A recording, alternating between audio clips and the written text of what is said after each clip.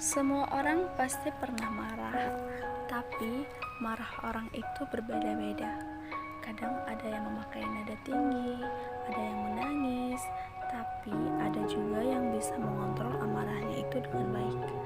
Nah, yang bahayanya adalah emosi marah sebenarnya bisa mendorong orang untuk melakukan kekerasan.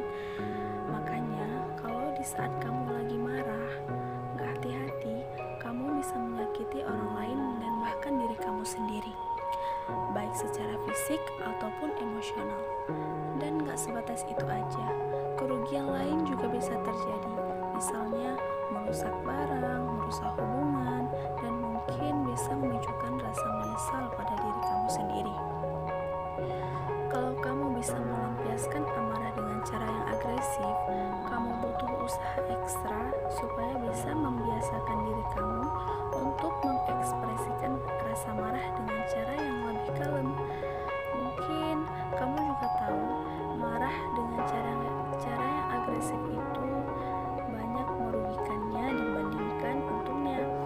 Nah, makanya kalau kamu dalam usaha untuk memperbaiki cara marah kamu sebenarnya ada di video yang tepat. Karena di sini saya akan membahas gimana caranya untuk mengurangi perilaku agresif saat marah.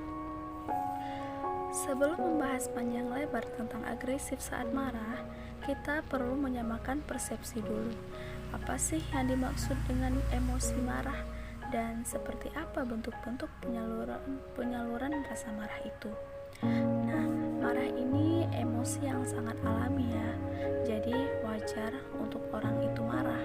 Meskipun nuansanya cenderung negatif, kesan negatif tentang emosi marah itu karena emosi marah menyebabkan tindakan yang tidak terkendali dan bisa merusak kemarahannya juga. Biasanya dianggap kondisi yang antisosial. Karena orang yang marah itu tidak menyenangkan jika dilihat oleh orang lain.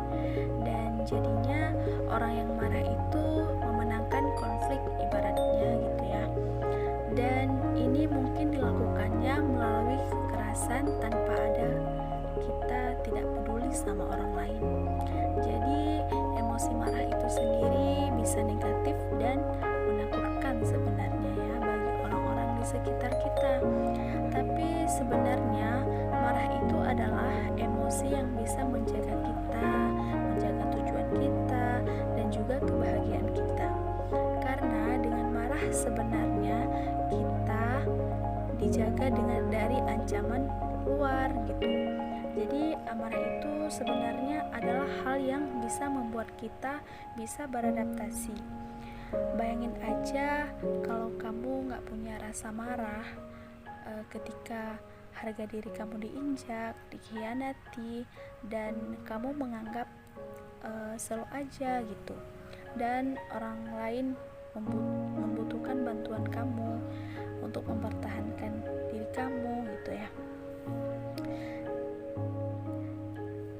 Dan akibatnya ya kamu gak bisa bertahan di dunia ini dan kamu akan sulit bahagia juga. Jadi marah itu wajar ya, wajar sekali. Marah itu respons seadaptif kita terhadap suatu ancaman dari luar.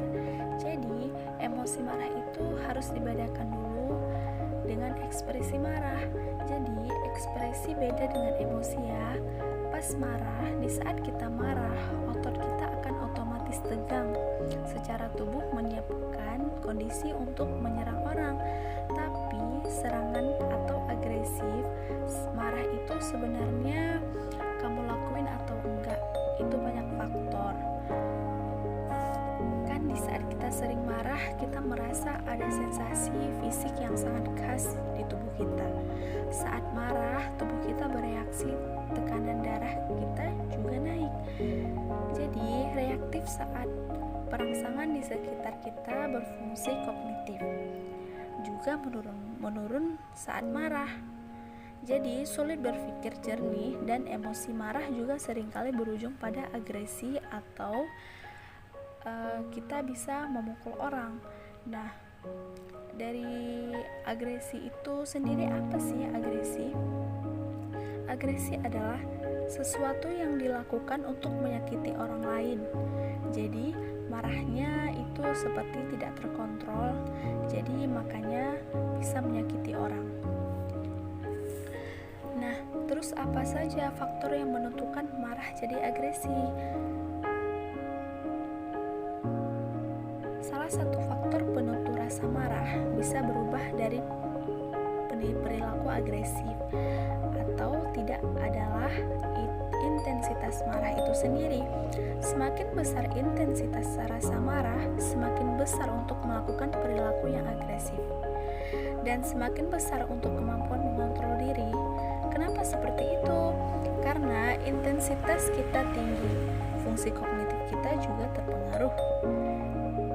Karena intensitas kita tinggi, fungsi kognitif kita juga terpengaruh gitu ya. Kita gak jadi objektif lagi dalam mempersepsikan ancaman penyebab kita marah, dan malahan kita mempersepsikan semua ancaman berlebihan. Nah, tapi tenang, sebenarnya emosi yang kuat gak serta-merta bikin kamu agresif. Ada banyak faktor yang seperti dijelaskan tadi. Ekspresi marah itu dipengaruhi oleh berbagai faktor. Kalau merasa marah ya wajar, tapi ekspresinya itu ditentukan dari berbagai faktor yang akhirnya kamu jadi agresif atau enggak gitu ya. Emosi marah itu berkaitan dengan dua bagian otak, yaitu amigdala dan prefrontal cortex. Apa itu amigdala? Amigdala itu merespons bahaya dari luar yang merupakan pemicu agresi. Tapi agresi belum tentu muncul meskipun ada bahaya dipersepsikan di amigdala. Perilaku agresi ditentukan oleh prefrontal cortex. Prefrontal cortex ini adalah di mana otak kita berpikir untuk mengontrol diri kita. Jadi prefrontal cortex itu memang bisa membuat kita mengontrol amarah kita. Bahkan sejauh mana? Kalau prefrontal cortex kita sangat aktif, maka munculnya perilaku agresif akan semakin kecil. Jadi menurut penelitian, prefrontal cortex yang dimiliki oleh si pembunuh atau oleh si tahanan hukuman mati biasanya cenderung lebih tidak aktif daripada orang biasa. Nah, nantinya berdampak pada ketidakmampuan mengatur emosi. Jadi, biasanya orang-orang kriminal itu cenderung gak punya prefrontal cortex yang aktif dan kuat. Nah, terus bagaimana caranya kita mengurangi agresivitas seminimal mungkin saat sedang marah? Jadi, ekspresi marah itu terdiri dari 3 komponen, yaitu verbal, non-verbal, dan paralinguistik. Nah, jadi kalau verbal itu kata-kata yang dikeluarin saat marah. Kalau non-verbal itu bahasa tubuh yang mimik wajah. Kalau paralinguistik adalah nada suara yang tinggi atau bisa dikenal keintonasinya. Sebelum melakukan upaya menekankan agresi marah, ada baiknya kita mengenali dulu dengan apa kamu itu mengekspresikan marah kamu. Kamu bisa mencari tahu dengan melakukan refleksi diri di waktu-waktu kamu mengekspresikan rasa marah. Gimana caranya kamu mengkomunikasikan rasa marah itu? Apakah kamu pasif agresif atau kamu cenderung menghindari yang membuat kamu kesel? Atau kamu menjadi orang yang agresif banget dan melampiaskan amarah kamu ke orang lain sehingga sampai kamu memukul. Nah, dari sini kamu coba identifikasi masalah yang mungkin sering muncul dari cara kamu mengekspresikan rasa marah. Nah, langkah kedua yang bisa kamu lakukan adalah melatih mengkomunikasikan kemarahan dengan asertif. Jadi ada bedanya juga nih. Ada asertif dan ada juga agresif. Dan ada juga pasif. Biasanya kalau yang asertif itu lebih memikirkan perasaan orang lain pas di saat kita lagi marah. Tipsnya adalah menggunakan I feel statement atau lebih banyak memakai kata aku merasa atau gue merasa dibandingkan lo kok gini. Dan jangan lupa juga kasih tahu alasannya dari perasaan kamu. Contohnya, kamu lebih baik bilang, gue ngerasa kesel kalau lu datangnya telat. Soalnya kesannya lo nggak menghargai gue gitu ya. Daripada kamu bilangnya, kenapa sih setiap latihan kamu selalu datangnya telat? Kan saya jadi kesel gitu. Jadi fokus pada penyampaian perasaan dibandingkan ngomongin tindakan orang lain yang bikin lo marah gitu ya. Ini bisa membantu memastikan bahwa orang lain merasa nggak dituduh dan mereka pada umumnya bakal lebih terbuka dengan apa yang kamu bilang. Kamu juga bisa ngurangin intensitas marah kamu dengan menilai ulang pemicu marah kamu. Misalnya kamu sedikit kurang aktif dan itu memancing amarah kamu. Meskipun kamu sedang emosi, marah kamu juga bisa menunda ekspresi marah kamu dan menginterpretasikan ulang niat orang yang menyakiti kamu tadi. Jadi kayaknya kamu lagi marah. Mungkin kalau orang Islam ya, mereka bisa berwudu dulu dan mereka mencoba menilai orang merasa saya marahnya karena apa sih, dan kamu juga bilang dalam hati gitu, niat orang itu baik tapi dia sedang ada dalam tahanan, jadi nada bicaranya juga tinggi gitu, jadi nggak enak. Atau berpikir aja secara positif ya.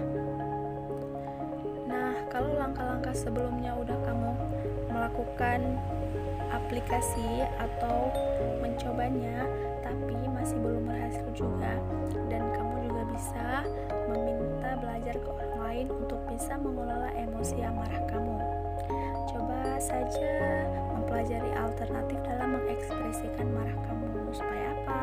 Supaya tidak akan sampai ke perilaku agresifnya.